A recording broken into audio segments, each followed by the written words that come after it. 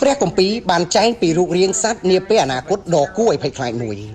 ហើយឥឡូវនេះវាកំពុងតែបង្ហាញខ្លួនឥឡូវនេះអ្នកវិទ្យាសាស្ត្រប្រកាសថាព្រះគម្ពីរបានប្រាប់ពីការពិតហើយដូចជាសត្វនេះទើបតែត្រូវបានគេប្រទះឃើញនៅលើ Google Earth ព្រះគម្ពីរបាននិយាយអំពីសត្វពស់សមុទ្រដ៏ធំមួយដែលមានឈ្មោះថា Leviathan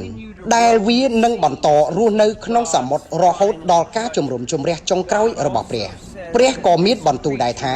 សត្វនេះមិនអាចកាត់ផ្ដាច់បានទេមិនអាចយកអាវុធណាមួយទៅសម្លាប់វាបានឡើយ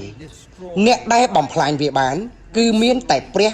មួយអង្គប៉ុណ្ណោះថ្មីនេះអ្វីគ្រប់យ៉ាងបានคล้ายជារឿងដ៏គួរឲ្យភ្ញាក់ផ្អើលយ៉ាងខ្លាំងមនុស្សដែលប្រើ Google Earth បានចាប់ផ្ដើមកត់សម្គាល់រូបរាងស្រដៀងនឹងសត្វសមុទ្រដ៏ធំមួយដែលកំពុងត្រូវបានគេមើលឃើញថាកំពុងផ្លាស់ប្ដូរភាពមិនប្រក្រតីនៅក្រោមទឹកជាងមុនធំជាងមុនក៏ត្រូវបានគេរកឃើញដែរលើសពីនេះទៅទៀត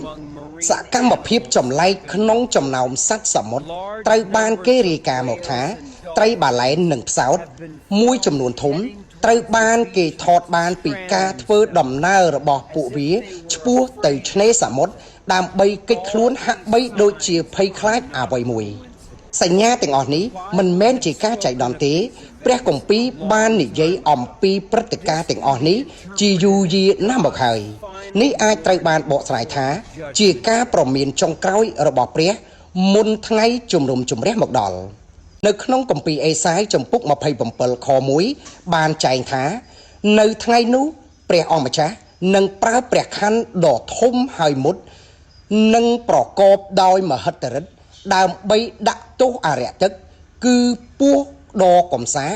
ហើយមានកលល្បិចព្រះអង្គនឹងសម្លាប់សត្វនាគដ៏ធំសម្បើមដែលស្ថិតនៅក្នុងសមុទ្រ